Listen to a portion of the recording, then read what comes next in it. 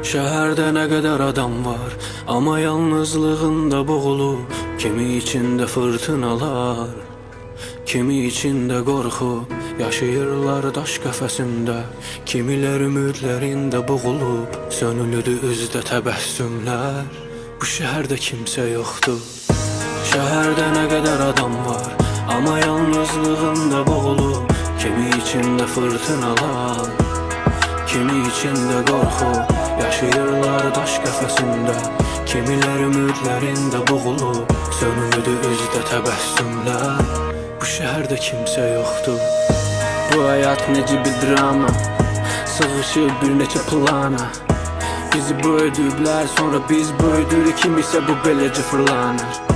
Anlamırıq hələ də bu tələni, indi ayrı bir dərdi var hərənin. Kim doğru, kim səhv yetişib bilmirəm, ailədir məncə o hər şeyin təməli. Mentalitet adına neçə dənə qətl, mənə birini gətirin deyim günahsızdır qətil. Bu şəhərdə indi bu zəhərlər dolu, yaralı yeridir bu da qara cəmiyyətin. Tikdir yönasaz bina öyrələrin, elə üzərinə axı uca binalar çoxlu.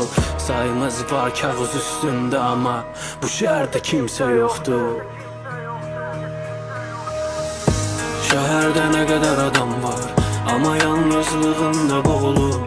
Kimi içində fırtınalar, kimi içində qorxu. Yaşayırlar daş qəfəsində, kimilər ümidlərində boğulub. Sönülüdü üzdə təbəssümlər, bu şəhərdə kimsə yoxdur. Şəhərdə nə qədər adam var, amma yalnızlığında boğulub. Kimi içində fırtınalar, kimi içində qorxu.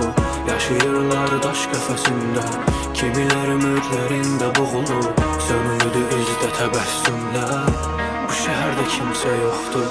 Bu bataqlıqdan necə qurtulaq, düşünək məncə onu gəl bir.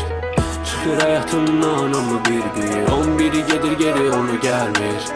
Bu şəhər pul çedir, elə hamısını edilən ümidlərin sonu gəlmir. İndi mətbəxdə düzələn o saadətlər, daha boş qabda süfrəyə dolu gəlmir.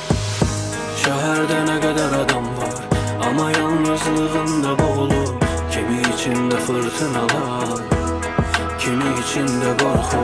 Yaşayırlar daş qəfəsində, kimilər ümidlərində boğulub. Sönülüdü üzdə təbəssümlər, bu şəhərdə kimsə yoxdur.